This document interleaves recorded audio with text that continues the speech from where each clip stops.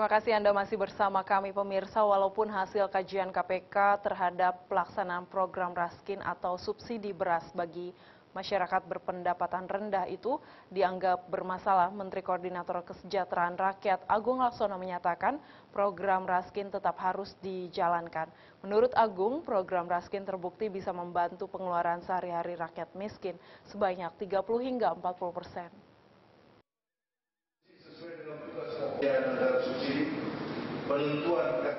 Kementerian Koordinator Kesejahteraan Rakyat Kemenko Kesra hari ini menggelar rapat koordinasi membahas pelaksanaan program Raskin atau subsidi beras bagi masyarakat berpendapatan rendah untuk mengevaluasi laporan hasil kajian Komisi Pemberantasan Korupsi. Karena menurut hasil dari temuan KPK terhadap program Raskin dianggap banyak permasalahan. KPK melihat perlu adanya pembenahan terhadap beberapa masalah yang ada, seperti pembagian yang tidak tepat sasaran, masih banyaknya masyarakat miskin yang tidak membeli dengan harga Rp1.600 per kilogramnya, hingga penyimpanan beras dalam waktu yang lama yang membuat kondisi beras buruk atau tidak layak dikonsumsi. Menurut Menko Kesra Agung Laksono yang disampaikan seusai menghadiri rakor tersebut, bahwa dari temuan KPK itu tidak terjadi di seluruh daerah di Indonesia. Agung memastikan ke depan akan dilakukan pembenahan dan meningkatkan monitoring di lapangan sehingga temuan permasalahan tidak akan terjadi lagi. Agung juga menyatakan bahwa akan tetap menjalankan program Raskin untuk tahun 2014 ini, karena menurutnya membantu pengeluaran sehari-hari rakyat miskin sebanyak 30-40%. Kebutuhan mereka, saya kira perlu diketahui bahwa 30-40% tertolong dengan adanya program Raskin seperti ini. Kami percaya bahwa tidak seluruhnya seperti yang digambarkan foto-foto tadi. Hanya ketika ditemukan yang bagus tidak disampaikan, tapi ketika ditemukan yang tidak bagus itu disampaikan. Kami hargai bahwa itu adalah koreksi. Dari Jakarta, Wahyu Sadiatmoko melaporkan. Direktorat Narkoba Polda Maluku berhasil mengungkap keberadaan kebun ganja di sebuah hotel berbintang di Kota Ambon. Sang pemilik kebun ganja yang tumbuh subur itu ternyata adalah pemilik hotel.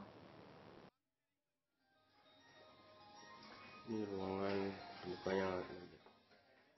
Hotel Wijaya 1 yang berlokasi di Jalan Said Perintah, Kota Ambon ini, Senin pagi digerebek aparat ke Direktorat Narkoba Polda Maluku.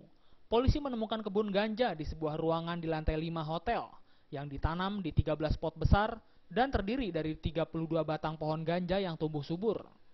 Salah satu kamar besar di Hotel Bintang 2 yang berada di tengah kota ini, sengaja disulap oleh sang pemilik hotel SG alias Yudi, yang dijadikan kebun ganja.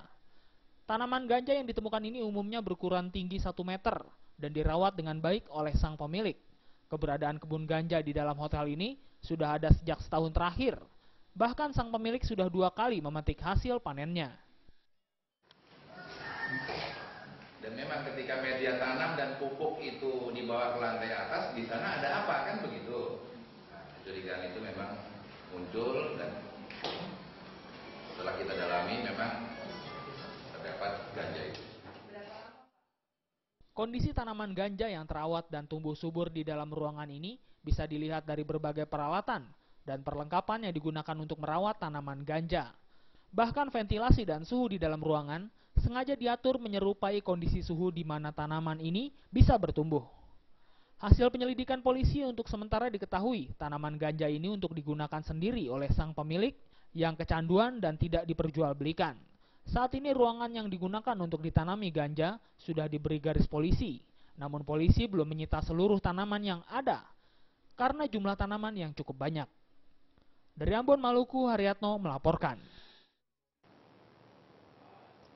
Puluhan mahasiswa dari Universitas Batanghari Unbari Jambi berunjuk rasa menolak kedatangan Wakil Presiden Budiono ke Jambi dalam rangka pembukaan rapat kerja Komisi Penyiaran Indonesia di Jambi Selasa besok. Masa akhirnya bentrok dengan aparat kepolisian setelah mencoba memblokir jalan dengan bakar ban bekas.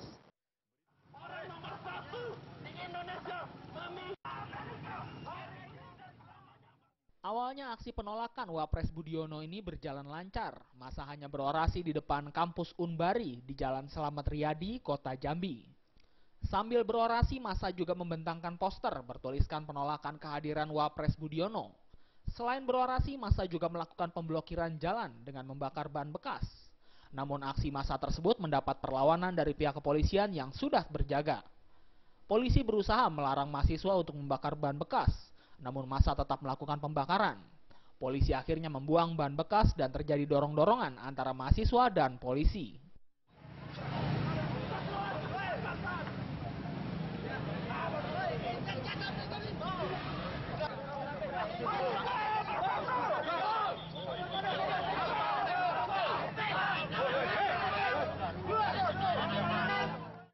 Beruntung, bentrokan tidak melebar ke aksi anarkis.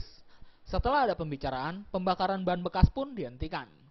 Kedatangan Wapres ke Jambi untuk membuka rapat kerja Komisi Penyiaran Indonesia (KPI) yang berlangsung Selasa 22 April 2014. Seyogyanya, Rakornas KPI akan dihadiri oleh Presiden Susilo Bambang Yudhoyono. Namun, karena jadwal yang sangat padat, pembukaan raker diwakilkan Wapres. Dari Jambi, Yos Rizal melaporkan. Jam beranjak dulu pemirsa, di segmen terakhir kami masih memiliki sejumlah informasi, tetaplah bersama kami.